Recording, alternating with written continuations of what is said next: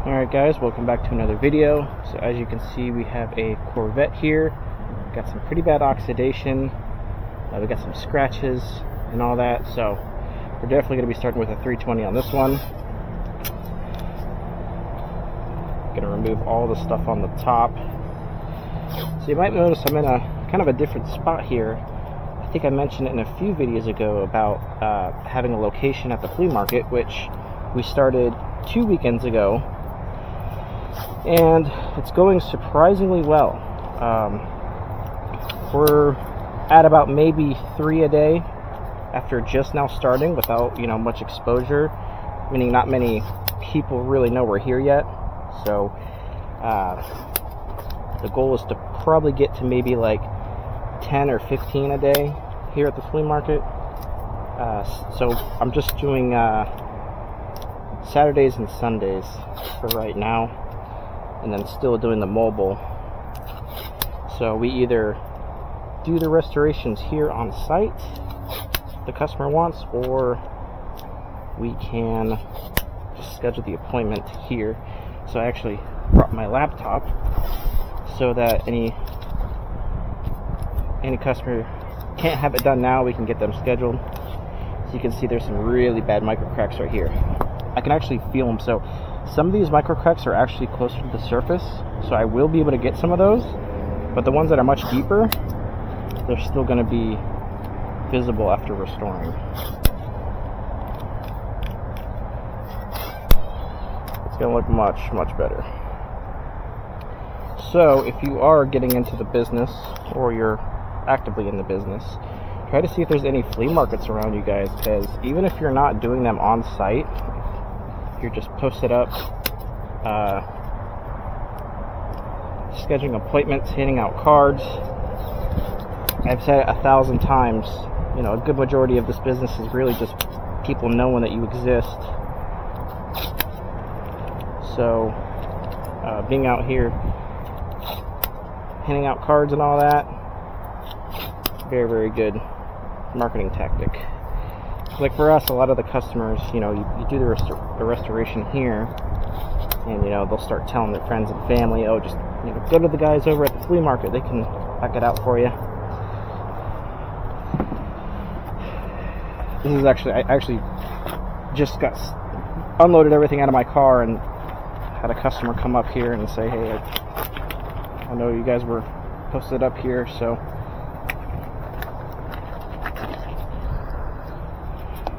I'm going to be starting with 320, which is right here.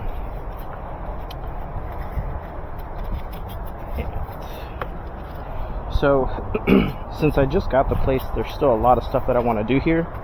Like we're going to enclose all of this. Right now we just got the tent up for the time being,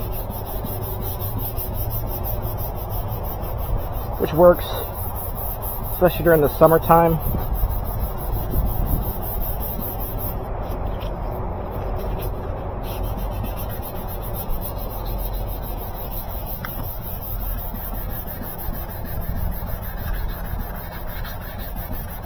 One of the hardest aspects of working here at the flea market is really not spending money, because I don't know if you guys ever been to a flea market, but there's like vendors selling like corn dogs, ice cream, funnel cakes. It's pretty hard sitting still. So these are actually coming off a lot easier than I thought. You can see we're already almost down to the bare headlight. So this one will be pretty easy for the most part.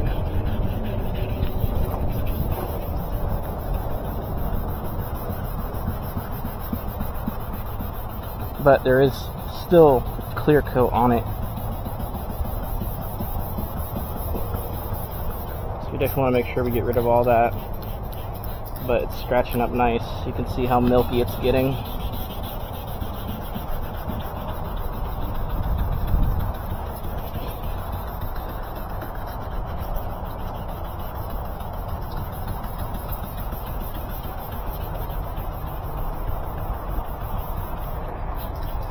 Yeah, if you are struggling with business, working with other companies is really good.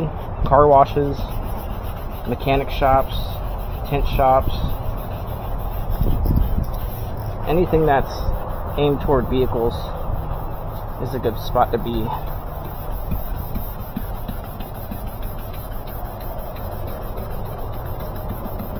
Like I said, no days off. If you are slow, well, I'm assuming the majority, if you are getting into the business, you're not gonna just jump in, quit your job and start. I mean, you might. If you are, hats off to you. But no days off, so that means anytime you have idle hands, you're going to body shops, handing out your cards, sending out emails. I was working on the website the other day, and I thought to myself, like, you know what? Let me reach out to the local police department and see if they need any services, because I know for a fact I've been driving and seeing police cars with really hazy headlights. So I reached out, and I ended up finally getting to the fleet manager, and he said, yeah, we could definitely use it. Right now we're paying $200 plus because we replaced the lights, so we could definitely make something happen. At first I was like, oh, you know, because he's like, oh yeah, I'll get back to you. I was like, oh, he's probably not, but he ended up requesting all my business information, you know, being an LLC, you know, all my legal stuff. So he was like, well, I don't want to burn you out, so I don't want to start you with 15 vehicles at a time. So he's like, how's 2 or 3 at a time? And I was like, yeah, that's perfect. So pretty excited about that. Like I said, you guys gotta think out of the box when being in this business, you know. Think outside the box, you know, venture out. The worst thing someone can say is no. And there's more than enough business to go around, so it's not like, even if somebody says no, just on to the next. No sense in harping. Get used to rejection, because it happens. Don't get discouraged over it.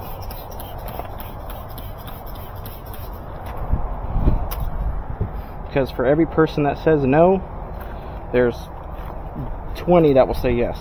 So don't be discouraged if you approach somebody and they say no thanks. Just say, alright, on to the next.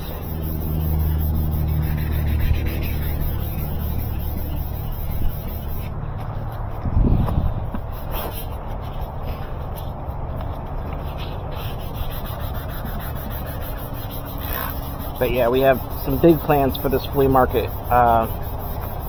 I'm probably going to end up enclosing this area because it is so hot during the summertime. Like, even right now, I think it is 83 degrees.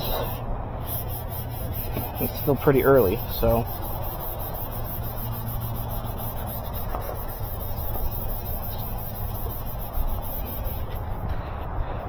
how you doing? I forgot to mention, I moved on to the 400 now, so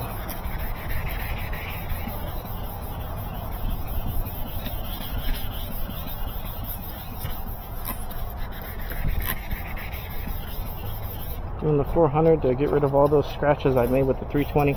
You can see the water starting to repel a little bit, so tells me I'm pretty close.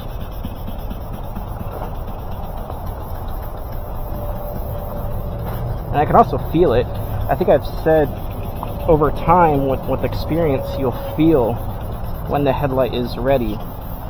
The viscosity, not viscosity, the friction. So you can see right here, see how the water's starting to repel. So that's a good sign. But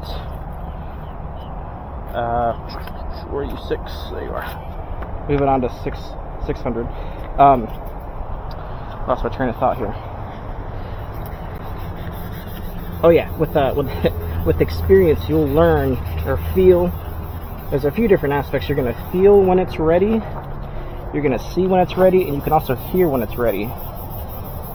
You can hear the grit sliding across the lens.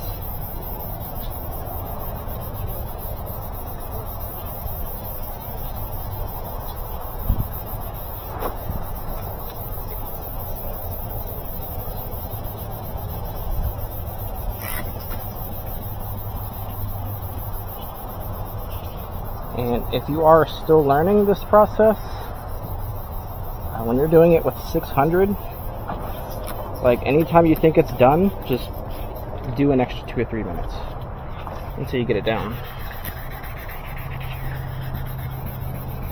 Because the more you sand with 6, the clearer it's going to be.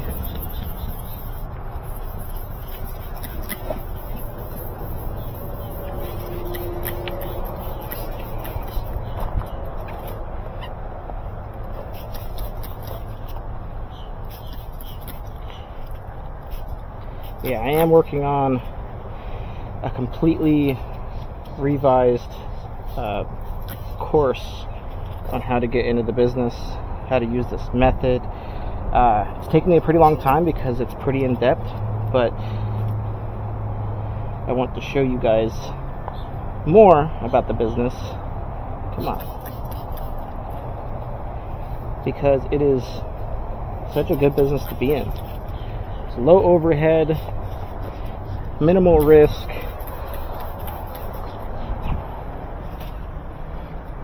which we have people starting businesses with us all the time, saying, hey, I want to get into business, give me some advice, give me some of this.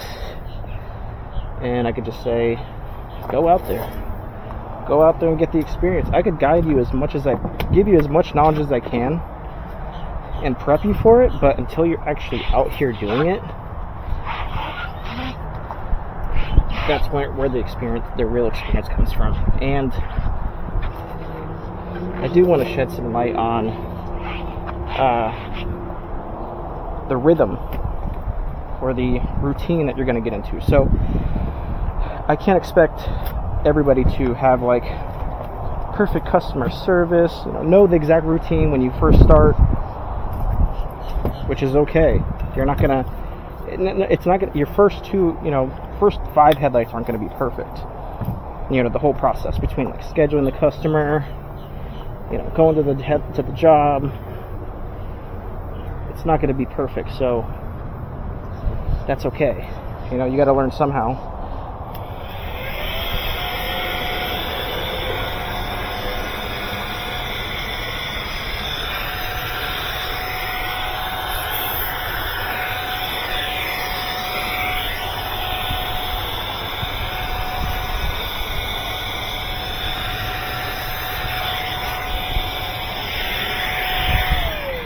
You got to learn the process somehow, and you're going to make mistakes. Now, I'll tell you the mistakes that the majority of you might make whenever going into this business, because they're mistakes that I made. And I don't really want to even call them mistakes. They're not like huge mistakes. Making sure you have the process down pat. I had a comment not that long ago, someone asked me about it, how long did it take me to be confident in my quote system or tell people, yeah, I can get the headlight pretty clean. That comes back to what I was just saying, being out here and learning the process, learning it. I could say there's very limited amount of vehicles that can't be restored, and you'll learn those too. And there's not that many. I mean, it really comes down to scenario, like what's going on with the headlight, because not every headlight is the same when it comes to restoring. Some of them just have a very thin layer of oxidation, which are perfect. I can do those all day.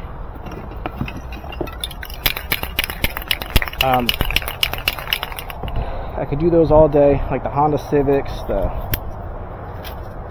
Frontiers, the Pilots, like all of those, I could do those all day. And there's going to be cases where you're going to have some pretty difficult ones. Like, I think whenever Brett first started with me, I told him, I was like, yeah, you're going to have your good days, you're going to have your bad days. Well, the first day that he started with me was one of the hardest days I had ever had. Like, every vehicle was difficult. You know, severe oxidation, micro cracks. It was a very rough day. We had one of the hardest, most difficult, most time-consuming vehicle I have ever done was that day, and it was a 2012 F450. It's the headlight that's like this big, and like it's huge. And that thing, I actually broke out the drill. Like, I keep the drill in the back of the car just in case, and even with the drill, it still took forever. Like, I was dying after that. Came out great. Customer was really happy with it, but good God, we were there. I spent maybe an hour on the headlight, just one of them, while Brett was doing the other.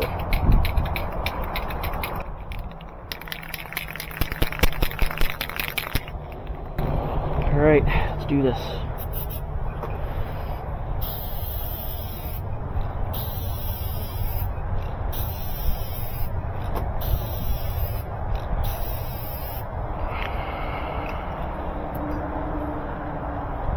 Yeah, so there's still some stuff on the inside. You can actually, I don't know for sure if you can see it on the camera, but you can see there's definitely some shenanigans going on the inside.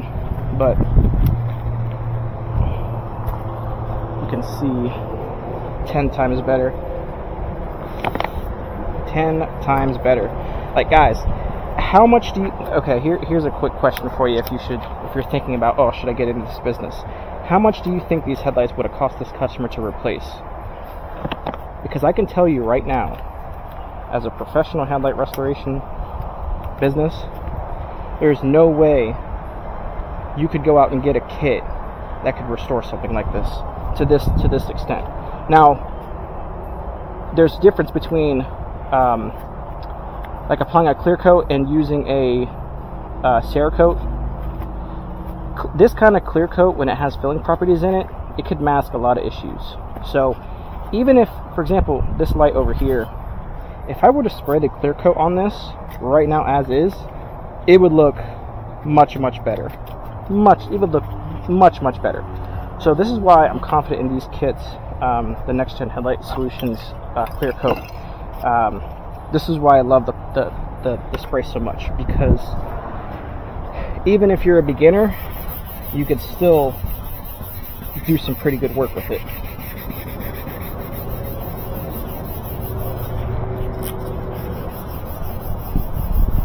So think about it. If this customer, who knows how much they would have, I could say it would have been a lot if they went out and had to buy headlights for this thing. So think about it. Every vehicle, there's no vehicle, unless you're driving like a Rolls Royce where the headlight's still glass, no vehicle is safe from oxidation. So we're talking about every single vehicle. So, you know, you can ask yourself a pretty straightforward question. How many people are driving in your area?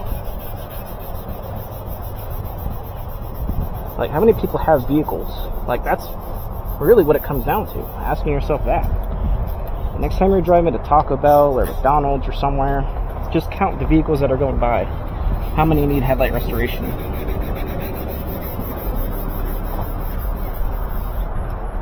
And if you really want to motivate yourself, multiply each one of those headlights that you see that are hazy by $100. Because that's what I would recommend being your starting price. So, you know, just multiply each of them by 100.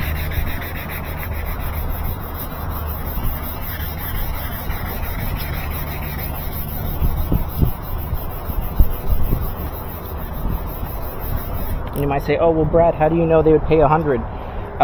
Because I'm in the business. I've been doing this for a long time.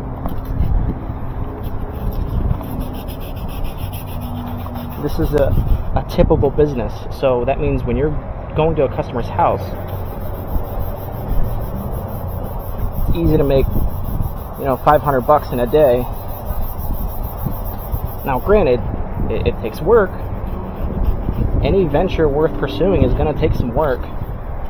So I don't want you guys to think, oh, I'll just, you know, buy these kits and the business will start coming out. You know, I'll have them lined up. Now, I pray that's always the scenario for you. I want you guys to succeed, but we're talking business here, and we're talking about a service that people don't know exists. So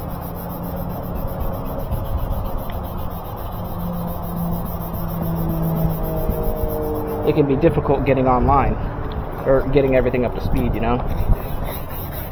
But that doesn't mean that it's not possible. It might take you a little bit, you know. Just don't treat this like a hobby. You know, treat it like a business. What could I do to? What marketing tactics can I do? Like, how much should I invest? Like, treat it like a business.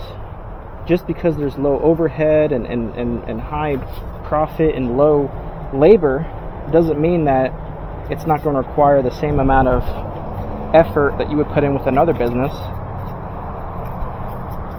And people often forget that they're consumers themselves. So ask yourself, what would stick out to me?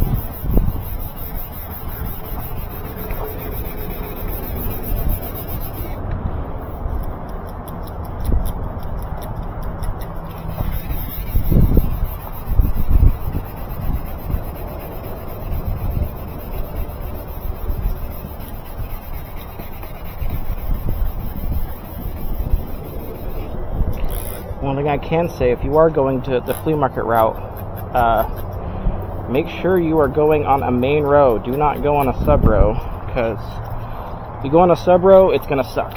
You're not going to get much traction there. What I mean by that is you have like usually main rows of a flea market, and then you have like these long sub rows. People don't typically walk down those. Here, at least. It might be different elsewhere, but it's just my experience. It's all about location.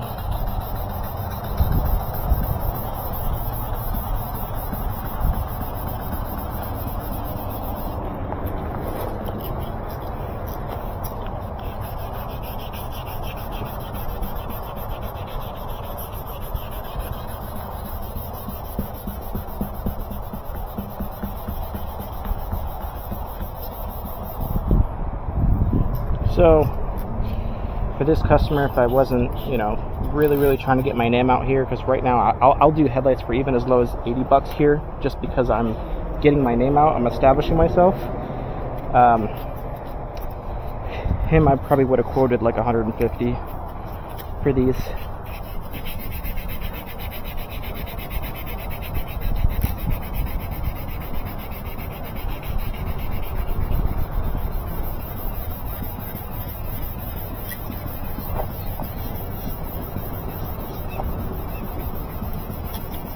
As I said, we're at the point now, and again, I'm not trying to be cocky or anything like that, but I have the experience and the reviews to where I can kind of quote what I want now. I think we got, I know we have at least 150 5-star reviews.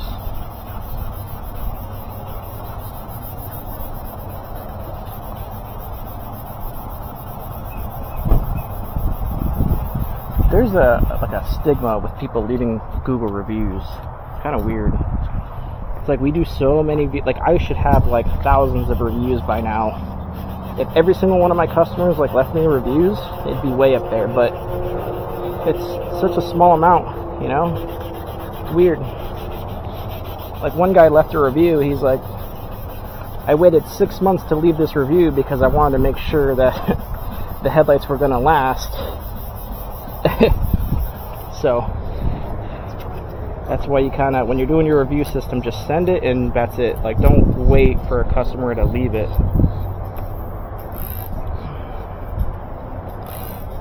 Alright, so let's do our inspection here. And again, I don't know how well you can see it on the light, but you can see we're broken down right here to the light, but right here is still old clear coat. same thing right here. We're at the headlight. Right here is old clear coat. So got some severe oxidation right here. Those microcracks are almost gone. So we'll just do some more love to that one spot. Yeah, guys, I can't stress it enough. Like, start this business yesterday. Like, if you hate your job, you know, you're trying to find something else. I don't really like saying like how much I make or anything like that, but I can say this is a six-figure business. Now, it's going to take some work to get there, but at the end of the day, you know, on average, I make like, you know, $100 an hour. You know, again, the headlights typically take about 30 minutes. You got your drive times if you're mobile. So, you know, I'm not going to sugarcoat anything. It can be slow sometimes, but it's all about your marketing. It's all about how well you're known. $90. You're a vendor? $80. 3-year warranty. 3-year warranty? Yes, sir.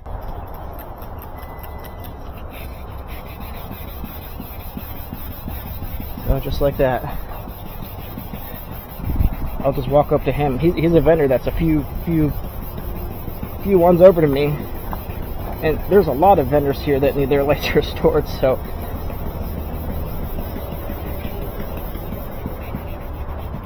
the sky's the limit.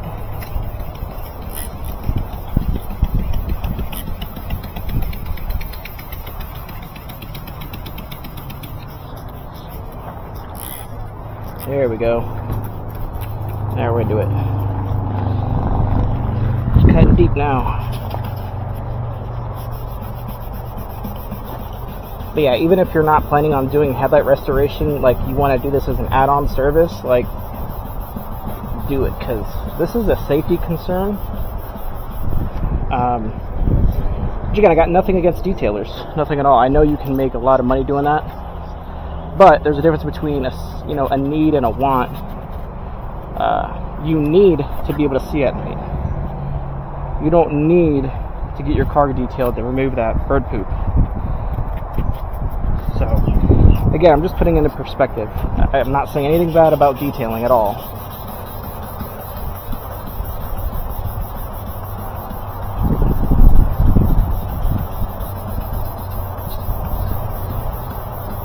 I had this customer come up to me yesterday, and I'll put the pictures up here.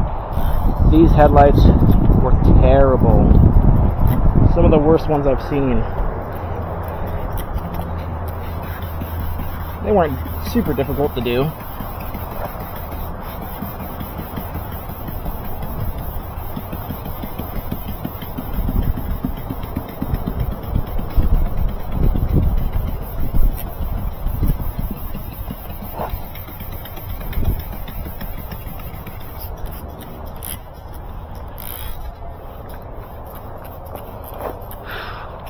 All right.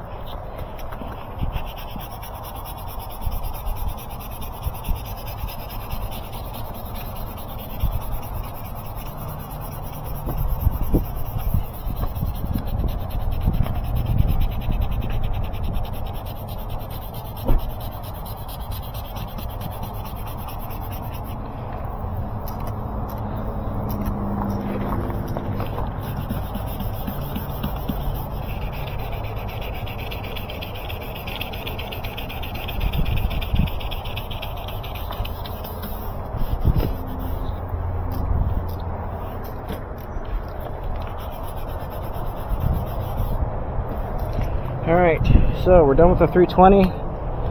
Finish up with the 4. Yep. Finish up with the 4. Or not finish up, sorry, we'll move on to the 4.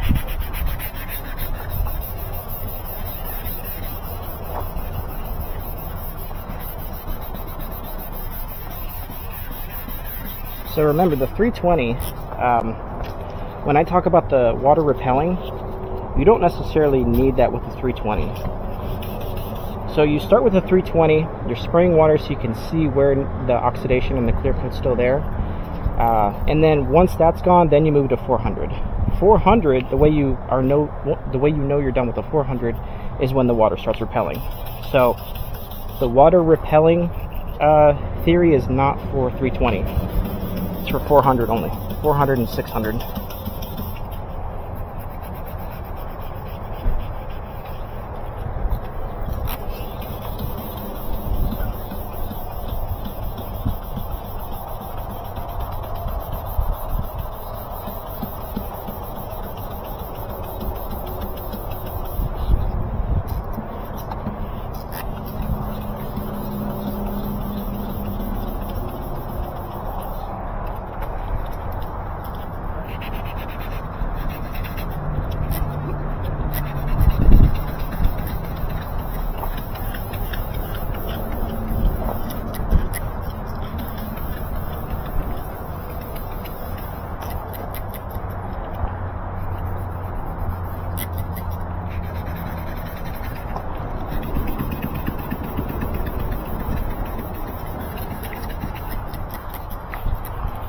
Alright, gonna go there.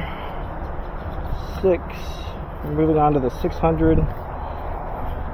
This is going to prep the headlight for the clear coat.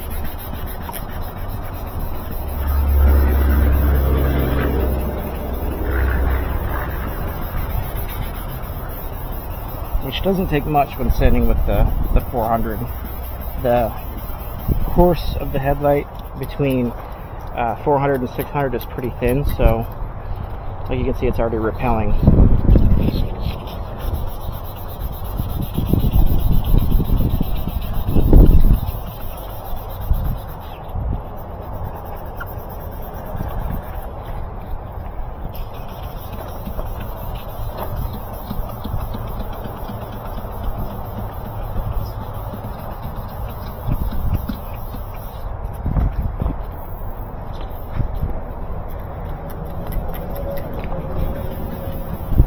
Yeah, if you are planning on doing a vendor spot at a flea market or a car wash or something, it's not a bad idea to have some headlights.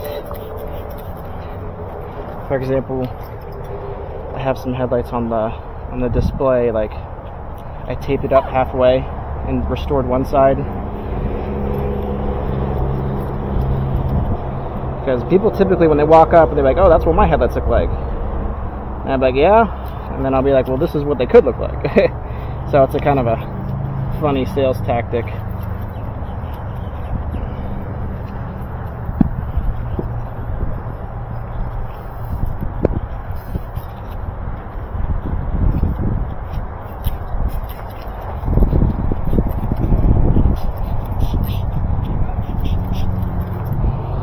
Whew. I'm gonna probably invest in a chair. I mean, granted, this car's pretty low, so that's why it's kind of hurting the back a little bit. If I was doing a sand and polish where I had to sit here forever, then I would invest in a chair, but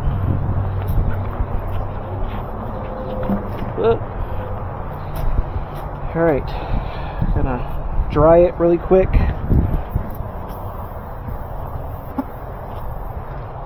We're going to blast any trapped water out of the crevices.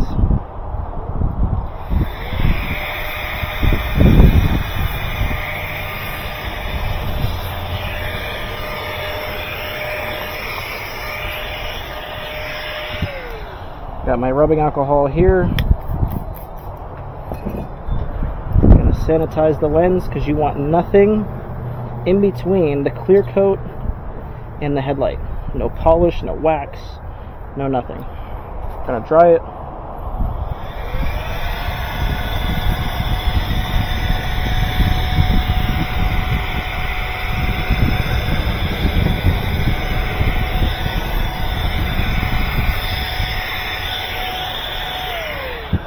And we're just gonna transfer.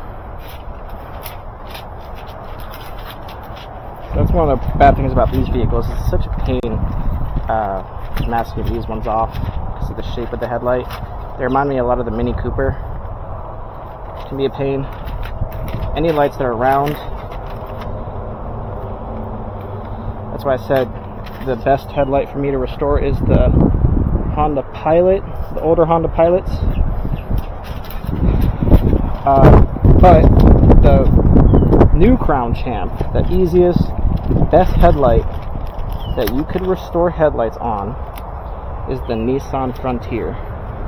Those headlights are perfect because they're square or they're rectangular, so very little to mask off.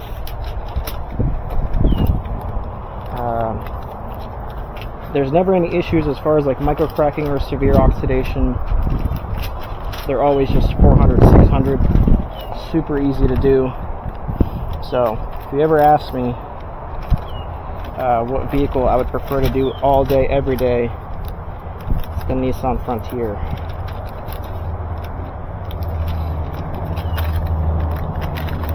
Now some of these edges I didn't sand too much because I don't want to sand the rubber, the gasket.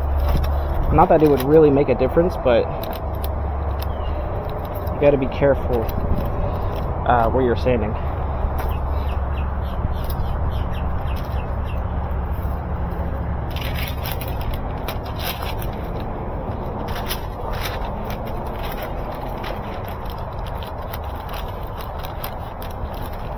Push that in there. Push that off. Tape.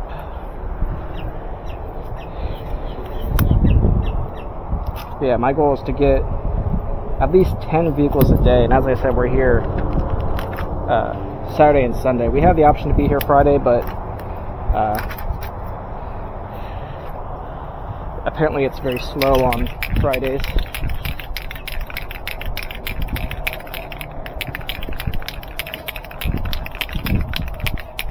So I'm actually going to get one of my signs because it's a little windy, so I'll be right back. Alright, so I have my sign here. I've told people about this in the past on how you can kind of mask it off. I have a tarp I can put right here, but for the sake of time, we'll just do this really quick.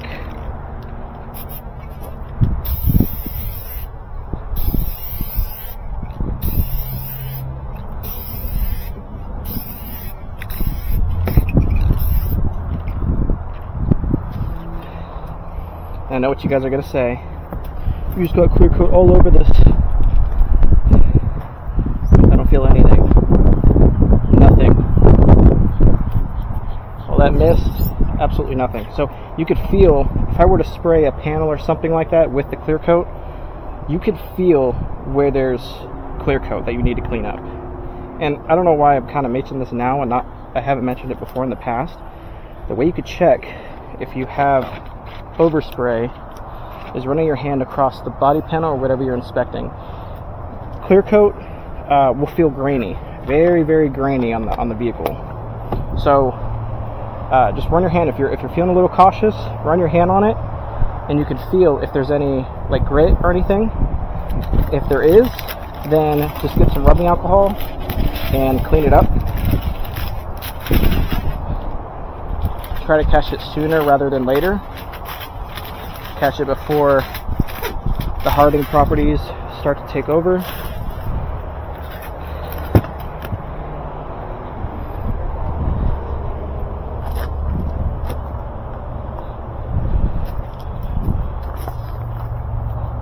People say that all the time. Oh, you got clear coat all over the car. Like, listen, man. Been doing this for a while.